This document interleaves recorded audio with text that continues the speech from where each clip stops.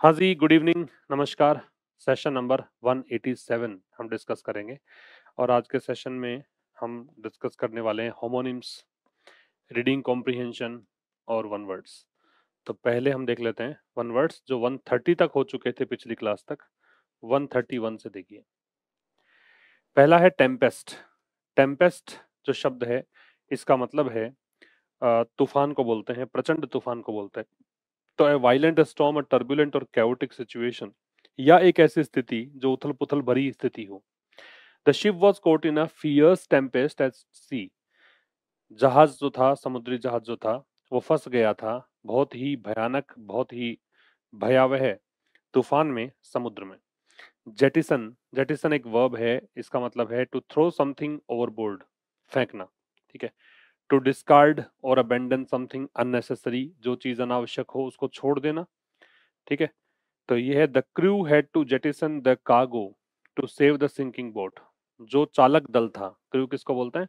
चालक दल को, समुद्री जहाज चलाए, बोट चलाए, उसको, उस पूरे स्टाफ को कुल मिलाकर कलेक्टिव नाउन के रूप में अगर हम देखें तो क्रू कहा जाता है। तो क्रू ने क्या किया? क्रू को हैड टू है मतलब करना पड़ा, उनको क्या करना पड़ा? कार्गो को फेंकना पड़ा, सामान को फेंकना पड़ा। किस लिए? डूबती हुई नाव को बचाने के लिए। स्टूपर, स्टूपर एक नाउन है जिसका मतलब है स्टेट ऑफ नियर अनकॉन्शियसनेस और इनसेंसिबिलिटी। अर्ध चेतना को स्टूपर बोलते हैं। ठीक है। बहुत गहरी नींद होती है, उसको स्टूपर बोलते हैं। He fell into a stupor after drinking too much. काफी ज्यादा पीने के बाद, तो शराब पीने के बाद वो स्टूपर में चला गया, अर्ध चेतना में, बेहोशी की अवस्था में चला गया। तो ये तो 3 वन वर्ड्स हुए। इससे आगे और देखिए। नेक्स्ट है ग्लावर। क्या है? Glower. To stare angrily, to look at someone with a fierce और सलन एक्सप्रेशन। तो ये है कि बहुत गुस्से से किसी को घूरना, किसी को बहुत ही क्रोधित दृष्टि से देखना। She glowered at him for arriving late, चूंकि वो लेट आया इसलिए उसने उसे घूरा गुस्से से। रेफल, रेफल का a lottery in which people buy numbered tickets to win prizes. एक लॉटरी जिसमें लोग टिकट्स खरीदते हैं ताकि प्राइज जीत सके। लॉटरी चिट्ठी निकालकर पुरस्कार देना। They organise the raffle to raise money for charity. Charity के लिए पैसा जुटाने के लिए उन्होंने एक रेफल का आयोजन किया। रेफल वो भी होता है जिसमें चैरिटी के लिए पैसा रेज करने के लिए भी ये आयोजित किया जाता है, उसको भी रेफल बोलते हैं, लॉटरी सिस्टम। फिर है साहब 15 तक हमारे होमोनिम्स हो चुके थे। 16 से देखिए, पिछली क्लासेस के आप देखिएगा पीडीएफ, आपको सारा ये सब कुछ मिल जाएगा कलेक्शन। एड्रेस, एड्रेस का एक तो पता होता है एड्रेस। ठीक है। आपके घर का एड्रेस, आपके ऑफिस का एड्रेस। एक एड्रेस होता है किसी को संबोधित करना, एक एड्रेस होता है डील करना भी होता है। ठीक है, वो मैंने लिया नहीं है। इसका दो मतलब लिए हैं, एक तो है पता और एक एड्रेस क्या लिया है? To speak to an audience. So please write your address clearly, अपना पता स्पष्ट रूप से लिखें। और दूसरा है the president address the nation. राष्ट्रपति ने राष्ट्र के नाम संबोधन दिया या संबोधित किया राष्ट्र को। रॉक, पता है आपको, एक तो नाउन के रूप में चट्टान होता है और एक वर्ब के रूप में रॉक है वो झुलाना, मतलब मूव करना कोई चीज को, है ना, बैक एंड फोर्थ, आगे पीछे। तो एक तो है large stone, the rock was too heavy to lift. ये टू और टू का जो कॉम्बिनेशन है ये नेगेटिव मीनिंग देता है। ठीक है। टू और टू में एक तो याद ये रखना है कि इसमें नोट कभी नहीं आता क्योंकि ये खुद ही नेगेटिव कॉम्बिनेशन है। तो the rock was too heavy to lift का मतलब है रॉक इतनी भारी थी कि उसको उठाया नहीं जा सकता था। इसी को तुम दूसरे तरीके से लिखो तो ऐसे लिख सकते थे, the rock was so heavy, कि वो इतनी हैवी थी, that it could not be lifted, it could not be lifted. इस तरीके से इसको बनाया जा सकता था। तो रॉक इतनी हैवी थी कि इसको लिफ्ट नहीं किया जा सकता था, उठाया नहीं जा सकता था। To move gently back and forth, so she rock the baby to sleep. उसने बेबी को झुलाया ऐसे आगे पीछे, किस तरह, किस लिए? सुलाने के लिए। और मैंने आपको बता रखा है कि टू के साथ बेस फॉर्म जो है वो इन्फिनेटिव कहलाती है ग्रामर की भाषा में। और इसका मतलब होता है कि कोई पर्पस बताना हो, कोई उद्देश्य बताना हो तो इसका यूज करते हैं। 18 में है टिप। टिप एक तो होता है कोई पॉइंटेड पार्ट जो है, पॉइंटेड एंड है, नुकीला सिरा है। The pointed end of something, the tip of the pencil Brock, ये जैसे पेंसिल है इसकी टिप है ना, ऊपर का पार्ट जो होता है वो टिप होता है, नोक जिसको बोलते हैं, tip of the pencil Brock, तो पेंसिल की टिप जो है टूट गई। Extra money given for service, service के लिए एक्स्ट्रा पैसा देते हैं वो भी tip. He left a tip for the waiter, उसने वेटर के लिए टिप छोड़ी।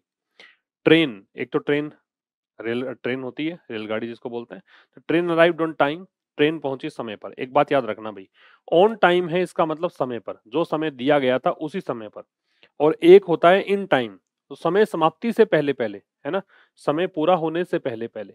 टू टीच और इंस्ट्रक्ट, एक ट्रेन होता है प्रशिक्षित करना, the train employees every year, वो कर्मचारियों को प्रशिक्षित करते हैं हर वर्ष, तो ये प्रशिक्षण देना है ट्रेन।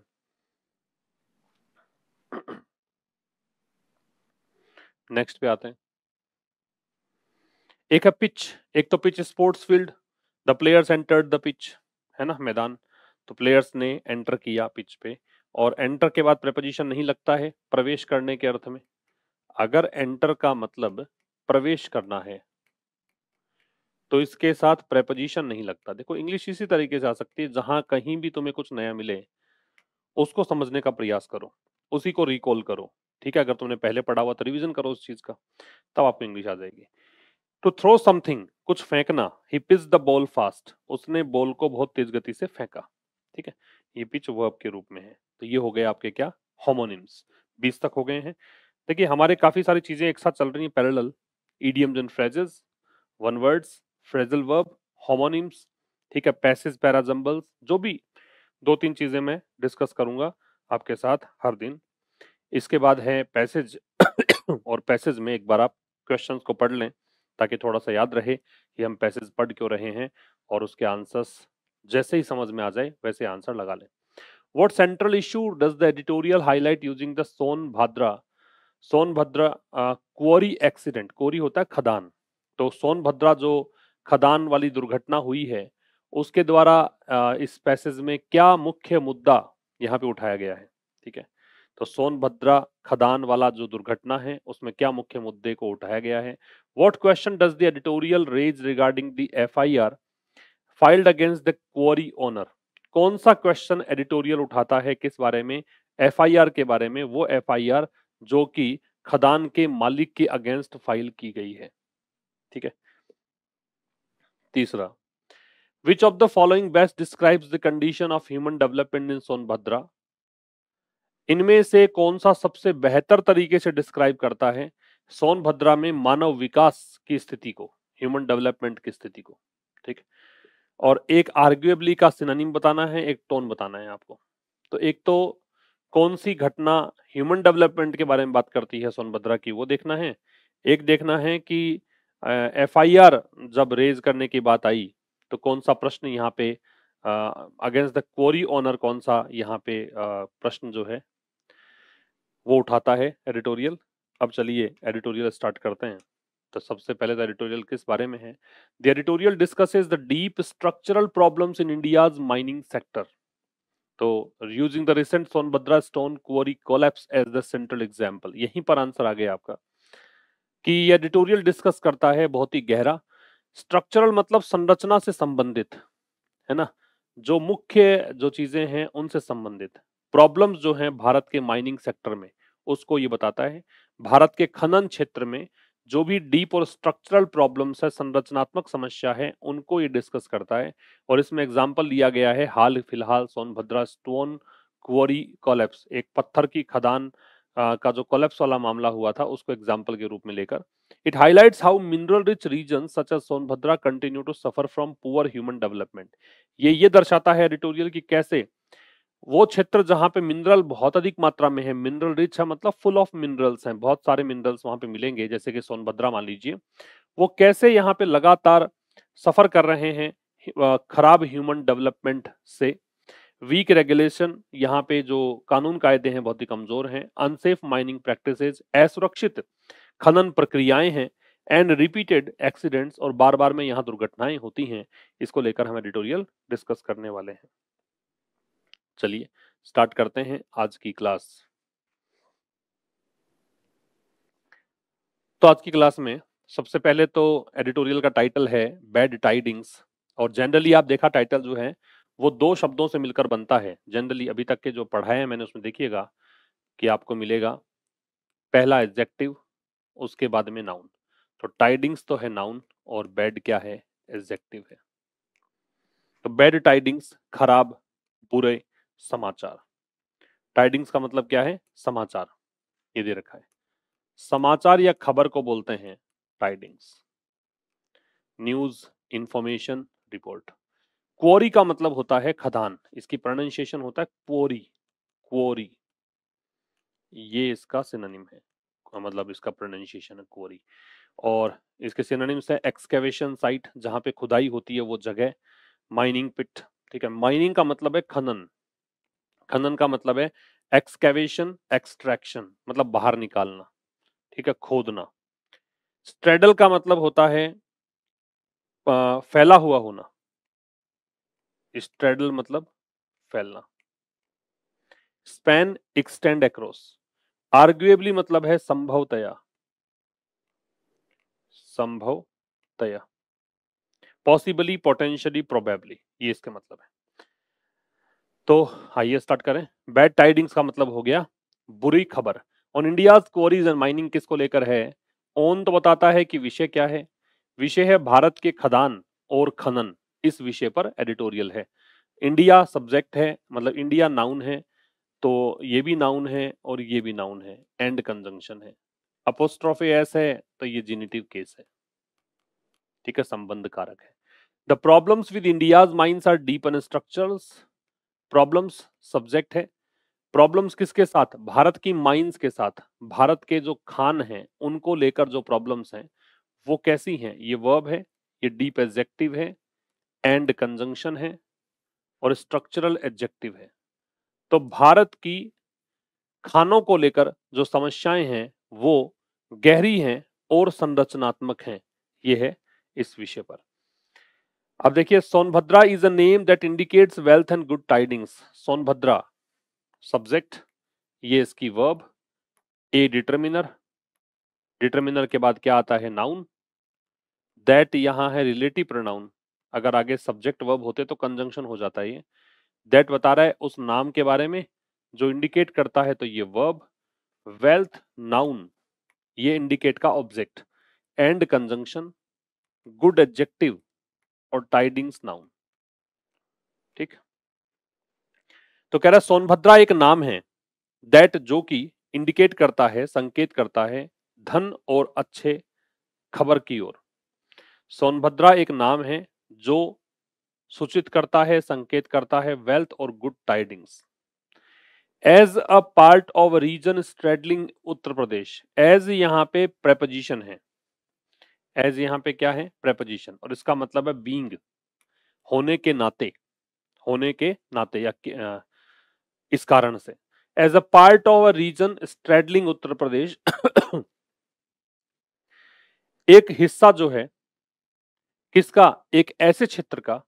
अब वो क्षेत्र के बारे में बता रहा है, तो अ रीजन जिसमें ए डिटर्मिनर है, रीजन नाउन है, ऐसा क्षेत्र जो स्ट्रेडल कर रहा है, जो स्ट्रेडलिंग है, ये एडजेक्टिव है, जो फैला हुआ है कहां तक, उत्तर प्रदेश, छत्तीसगढ़, बिहार, झारखंड और मध्य प्रदेश तक, उस क्षेत्र का हिस्सा होने के नाते। अब डैश, लॉन्ग डैश लगा के समझाया, आर्ग्युएबली, पॉसिबली, इसका मतलब पॉसिबली, प्रोबेबली, संभवतया India's richest in terms of mineral resources, जो भारत का सबसे ज्यादा रिच क्षेत्र है। इन टर्म्स ऑफ का मतलब होता है इस संदर्भ में, है ना, किस संदर्भ में, मिनरल रिसोर्सेज के क्षेत्र में, खनिज संसाधनों के क्षेत्र में। दो नॉट इन ह्यूमन डेवलपमेंट, यद्यपि ये मानव विकास के क्षेत्र में ऐसा नहीं है। फिर डैश लगाया, this district in Uttar Pradesh, ये जो जिला है सोनभद्रा की बात है, ये सब्जेक्ट हो गया, जिसमें दिस है वो डेमोन्स्ट्रेटिव एडजेक्टिव है, कि दिस दैट दीज दोस बहुत बार मैं बता चुका हूं आपको कि ये डेमोन्स्ट्रेटिव एडजेक्टिव होते हैं जब इसके आगे नाउन होता है। नाउन नहीं होता है तो ये प्रोनाउन होता है। डिस्ट्रिक्ट यहाँ पे नाउन है, तो ये जो जिला है उत्तर प्रदेश में, ये इसकी वर्ब है, दिस डिस्ट्रिक्ट की। ऑल्सो एडवर्ब होता है और ये आप लगाते हैं लिंकिंग वर्ब के बाद में। ऑल्सो कहां लगाते हैं, लिंकिंग वर्ब के बाद में लगाते हैं। लिंकिंग वर्ब इज है, इसके बाद लगाएंगे, ठीक है। इंडियाज एनर्जी कैपिटल, तो ये जो क्षेत्र है उत्तर प्रदेश में, जिला जो है उत्तर प्रदेश में, ये भारत का ऊर्जा राजधानी भी इसको कहते हैं, एनर्जी कैपिटल भी कहते हैं भारत की। फिर समझ लो सोनभद्रा, ये तो हो गया as a part of a region, तो एक ऐसे क्षेत्र का हिस्सा होने के कारण जो क्षेत्र फैला हुआ है इन इन राज्यों में, संभवतः भारत का सबसे रिच है क्षेत्र, है ना, पार्ट, किस संदर्भ में, मिनरल रिसोर्स के संदर्भ में, मतलब सबसे अधिक खनिज संसाधन यहीं पर मिलते हैं, यद्यपि ह्यूमन डेवलपमेंट यहाँ इतना नहीं है। तो ये जो जिला है उत्तर प्रदेश का, ये भारत की एनर्जी कैपिटल है। क्लियर है? और एक बेसिक से एडिटोरियल सेशन, मतलब एक न्यूज़पेपर रीडिंग सेशन चल रहा है अपना, अभी तक 4 सेशंस आई थिंक हो चुके हैं वहां पे, 5th सेशन आपको कल मिलेगा, तो वीक में 3-4 क्लासेस आपको मिलने वाली हैं उसकी, तो आप देखिए वो सेशन मैं इसीलिए ले रहा हूँ, टाइम हालांकि इतना नहीं मिलता, फिर भी मैं सेशन इसलिए कंटिन्यू कर रहा हूँ वो, ताकि आप ये वाला सेशन अच्छे से समझ सकें। यहाँ तक के लेवल पे आने के लिए उस सेशन से होकर गुजरना पड़ेगा, आपको बेसिक्स जानने पड़ेंगे, बहुत आराम से, बहुत धीरे धीरे वो सेशन चल रहा है, वो देखा करो। रात को 9 बजे वो क्लास होती है। एक अलग प्लेलिस्ट बना हुआ है न्यूज़पेपर रीडिंग फॉर बिगिनर्स के नाम से, वहां पर जाकर देखना, पिछले सारे सेशंस आप देख पाओगे, और वहां हर एक चीज को बारीकी से बता रहा हूं मैं, यहाँ भी खैर बताता हूँ, लेकिन उतना थोड़ा सा आपको और भी ऐसे रह जाता है कि सर मुझे नहीं पता कि नाउन कैसे है, प्रोनाउन कैसे है, एडजेक्टिव कैसे है ना, मुझे नहीं पता कि आप एक कैसे क्लॉज बता रहे हो, फ्रेज बता रहे हो, तो वो सब चीजें वहां पर आपको मिलेंगी, वो जरूर सेशन देखें आप। आगे चला जाए, आगे देखिए, आगे कह रहा है इट इज होम, देखो बी होम टू, ये बी होम टू मैंने क्यों लिखा, क्योंकि इज दे रखा है तो ये बी का ही फॉर्म है, होम है, यदि कोई चीज किसी चीज के लिए घर है, इसका मतलब वह स्थान जहां कोई चीज सामान्य तौर पर पाई जाती है, वह स्थान जहां कोई चीज सामान्य तौर पर, आम तौर पर पाई जाती है, उसे हम बोलते हैं क्या, बी होम टू। कोलैप्स का मतलब है धराशायी होना, गिरना, केव इन, क्रम्बल, फॉल डाउन। माउंट का मतलब है बढ़ना, इंक्रीज, राइज या एस्केलेट। तो इट इज होम, ये सोनभद्रा के लिए दे रखा है, सब्जेक्ट, इज है वर्ब, तो ये एक प्रकार से ऐसा स्थान है जहां पे क्या मिलेगा, सम, सम का मतलब यहाँ पे है अप्रोक्सीमेट मान लो, सम का मतलब यहाँ पे कुछ के अर्थ में नहीं है, अप्रोक्सीमेट के अर्थ में, अराउंड के अर्थ में, 6000 megawatt of coal plant capacity, तो ये यहाँ पर 6000 मेगावाट कोल प्लांट कैपेसिटी लगभग है, नियरली, फिर डैश आगे इसी को समझाया, nearly half of all of Tamil Nadu's, Tamil Nadu का जितना यहाँ कोल प्लांट कैपेसिटी है ना, उसका लगभग आधा है ये समझ रहे हो, सोनभद्रा जो है वहां पर लगभग 6000 मेगावाट कोल प्लांट कैपेसिटी है, और ये लगभग आधी है किसकी, जितनी भी पूरी तमिलनाडु की है उसकी आधी है। क्लियर है? ऑन सैटरडे, सैटरडे को, ये नियरली का मतलब अराउंड भाई, यहाँ पे एडवर्ब होता है ये, ऑन सैटरडे पर्टिकुलर डे आ गया, तो सैटरडे से पहले ऑन है, शनिवार को अ स्टोन क्वारी, एक, अब देखो यहां तक तो प्रेफिस बताया था इसने, भूमिका बताई थी, अब मूल जो दुर्घटना घटी है वहां पे उसकी जिक्र कर रहा है सैटरडे को स्टोन क्वारी, एक पत्थर की खदान, क्या हो गया इसमें, ये कोलैप्स हो गई, ये केव इन हो गई, ये क्रम्बल हो गई, ये फॉल डाउन हो गई, over nearly a dozen workers in Obra in the district, तो ये कोलैप्स्ड ओवर, किस पर गिर गई, नियरली अ डजन वर्कर्स, लगभग 12 वर्कर्स, अ डजन का मतलब है ये एक दर्जन है, ठीक है, वन के अर्थ में ए आ रहा है, नियरली फिर से अराउंड है, कहां पर यह घटना घटी, ओबरा में, इन द डिस्ट्रिक्ट, इस जिले में, हालांकि यहाँ पे ऐसा भी हो सकता है at Obra in this district, है ना, सोनभद्र जो है वो बड़ा हो गया पार्ट और ये छोटा पार्ट हो गया, तो यहाँ पे एट लगा देंगे आप।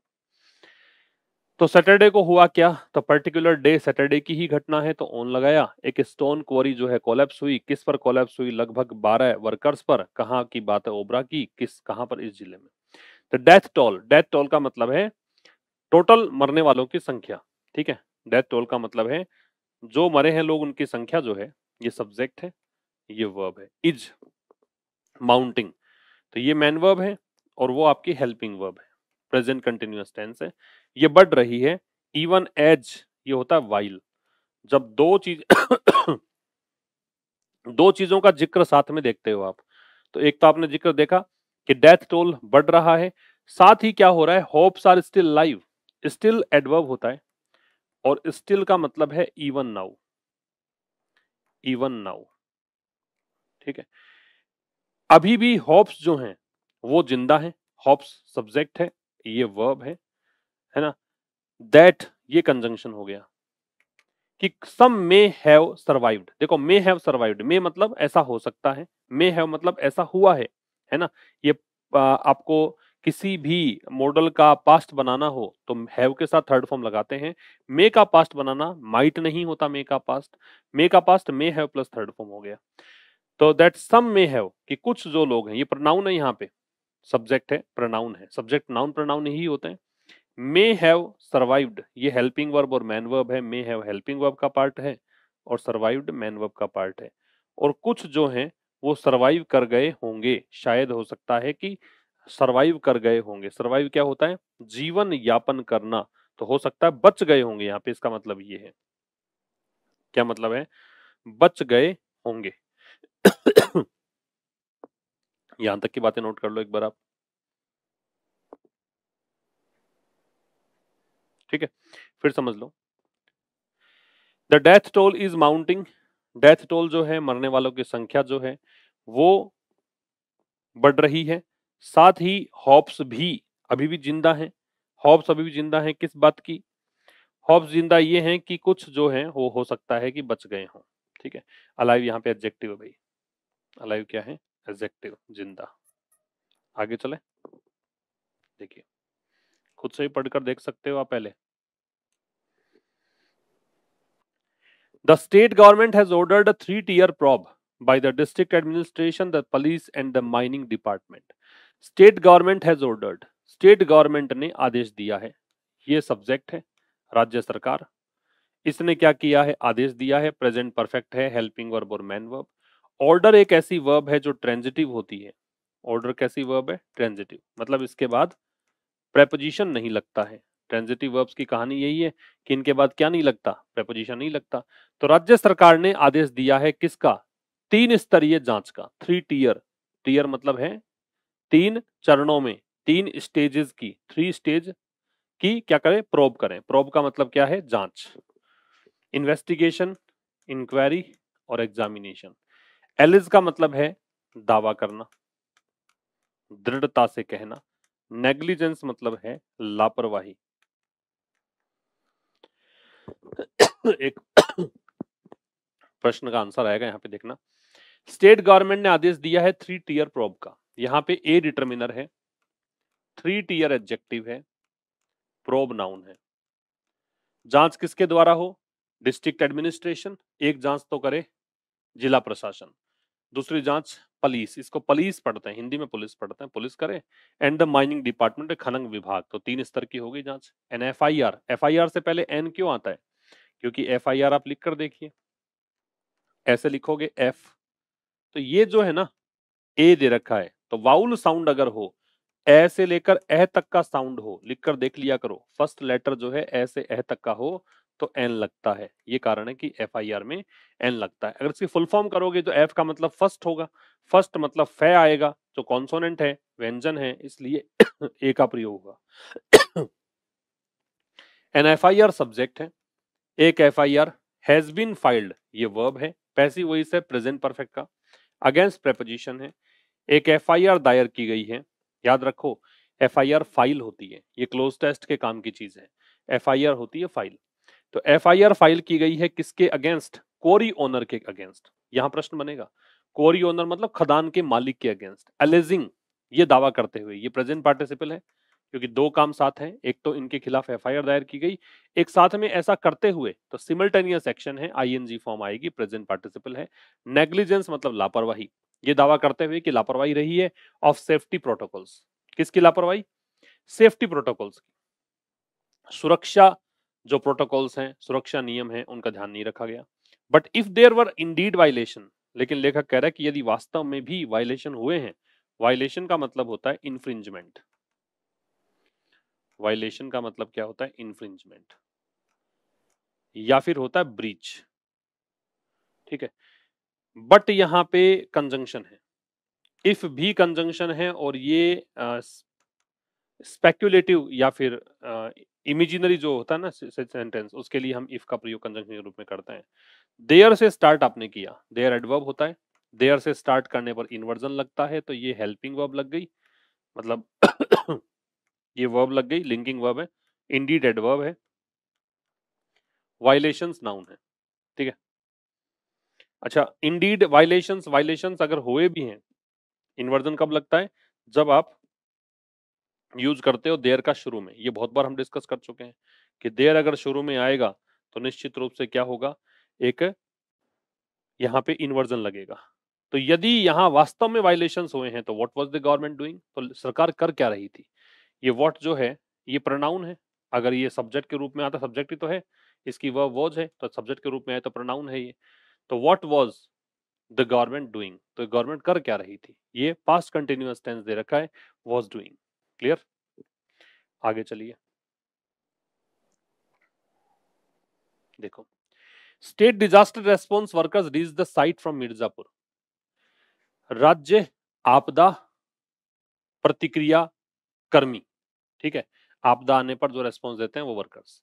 रीच्ड ये सब्जेक्ट, ये रीच्ड वर्ब, और ये ट्रांजिटिव वर्ब, इसलिए इसके आगे प्रेपोजिशन नहीं है, तो रीच अपने बाद में प्रेपोजिशन नहीं लेता है, रीच के बाद में कोई प्रेपोजिशन नहीं लगता है। ठीक है, अगर ये वर्ब के रूप में है तो कह रहा है कि स्टेट डिजास्टर रेस्पॉन्स वर्कर्स पहुंचे कहां पर? साइट पर। साइट मतलब है जगह, प्लेस। कौन सी साइट है? जहां पे ये एक्सीडेंट हुआ था उस साइट की बात है। एक साइट ये भी होता है, एक साइट ये होता है, एक साइट ये होता है। ठीक है, ये जो साइट है SICITE, ये होता है जिक्र करना, मेंशन करना। ये साइट है, ये प्लेस होता है, और ये साइट का मतलब विजन, दृष्टि।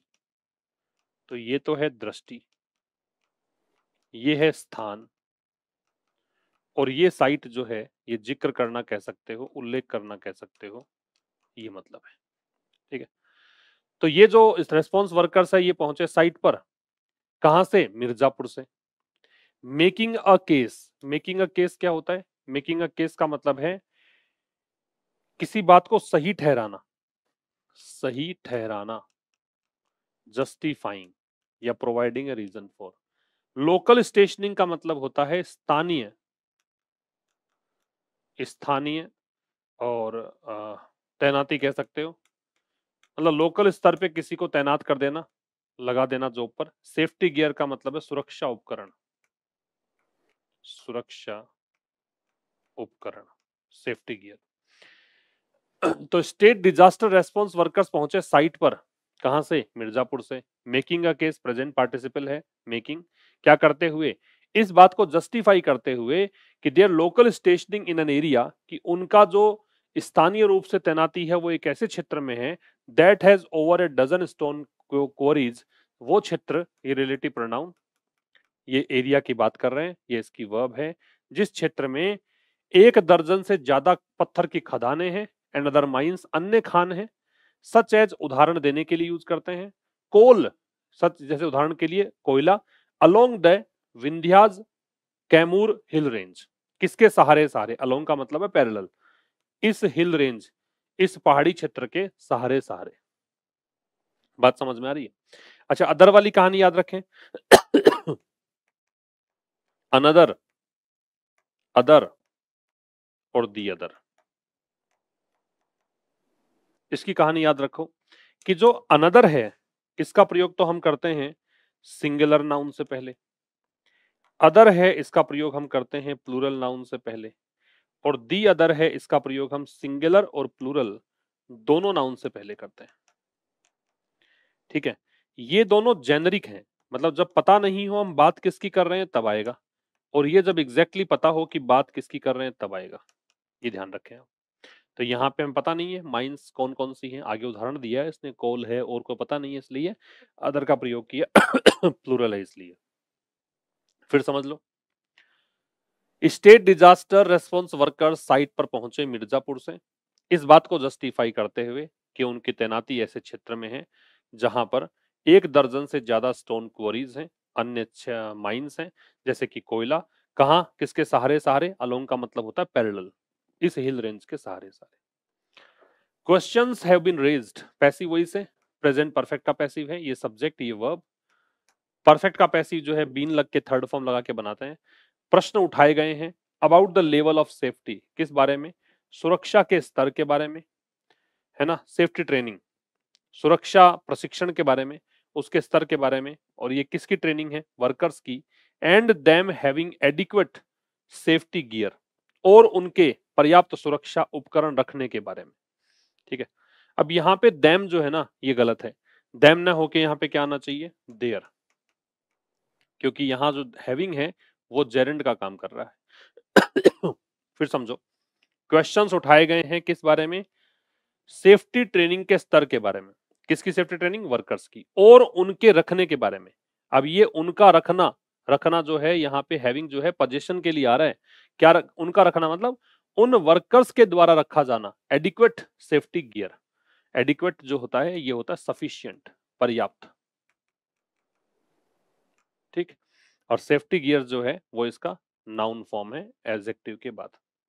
क्लियर, और ये जेरेंड के पहले मैंने पजेसिव एडजेक्टिव लगाया, जेरेंड जनरली नाउन ही होता है, तो नाउन के पहले पजेसिव एडजेक्टिव लगेगा, देम तो ऑब्जेक्ट हो गया।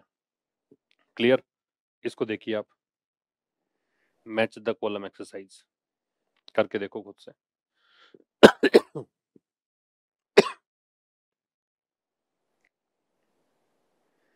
देखो, नेग्लिजेंस शब्द है, इसका मतलब होता है लापरवाही, नेग्लिजेंस क्या होता है, लापरवाही, तो लापरवाही के लिए कौन सा वर्ड है, failure to take proper care, ठीक है, प्रॉपर केयर करने में असफलता, तो बी। कोलैप्स का मतलब है क्या, फॉलिंग डाउन और केविंग इन, धराशायी होना। स्टेशनिंग, पोजिशनिंग और प्लेसिंग पर्सनल, तैनात करना। एडिक्वेट का पर्याप्त तो एनफ और सफिशिएंट, सी। और वायलेशन का मतलब है एक्ट्स ऑफ रूल ब्रेकिंग, नियम तोड़ना, उल्लंघन, ये हो जाएगा डी। अब चलते हैं पैसेज पर, कल वाले पैसेज में भी क्वेश्चंस रह गए थे अपने, खैर वो तो तुमने कर ही लिए होंगे, आसान थे, आज वाले देखो। Which central what central issue does the editorial highlight using the Sonbhadra quarry accident, कौन सा मुख्य मुद्दा यहाँ बताया गया है, हुआ क्या था यहाँ पे, पत्थर की खदान में जो खदान है वो कोलैप्स हो गई थी करीब 1 दर्जन मजदूरों पर, ये कहा था। तो इंडियाज ग्रोइंग एनर्जी डिमांड की बात की गई है क्या, स्ट्रक्चरल एंड सेफ्टी फेलियर्स की बात की गई है, कि यहाँ पे शुरू में दे रखा था कि डीप एंड स्ट्रक्चरल जो फेलियर्स हैं या कमियां हैं उसकी बात की गई थी। What question does the editorial raise regarding the FIR? FIR जो फाइल हुई थी उसमें क्या कहा था कि ये केयरलेसनेस है उसकी, और गवर्नमेंट क्या कर रही थी। Why workers refused to follow, sorry, why the owner did not attend training programs? प्रशिक्षण की बात की थी क्या, नहीं की थी। Why workers refused to follow rules? क्यों उन्होंने नियम मानने से मना कर दिया, ये नहीं। Why the government failed to prevent violations earlier? तो सरकार ने पहले मतलब वायलेशन को रोकने का प्रयास क्यों नहीं किया, क्यों असफल रही सरकार।